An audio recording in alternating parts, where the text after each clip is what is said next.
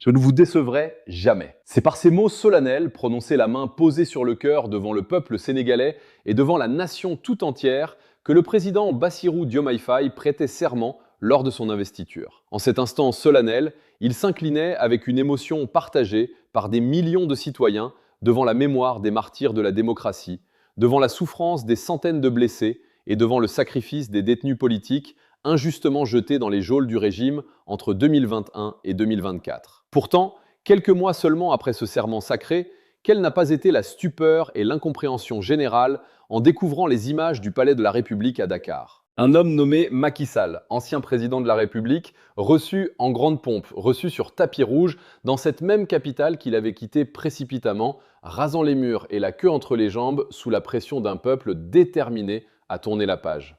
Comment expliquer ce retournement spectaculaire de la scène politique où le bourreau d'hier, désigné par les familles des victimes comme le parrain des tortures, des détentions arbitraires et des assassinats politiques, se retrouve de nouveau célébré au sommet de l'État?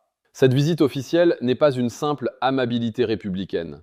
Elle résonne comme un troisième emprisonnement moral, une troisième torture pour toutes ces familles qui ont payé le prix du sang pour que le Sénégal ne bascule pas dans la dictature. Cette poignée de main républicaine en apparence masque en réalité une mécanique géopolitique bien plus profonde et des compromissions souterraines menées loin des yeux du peuple.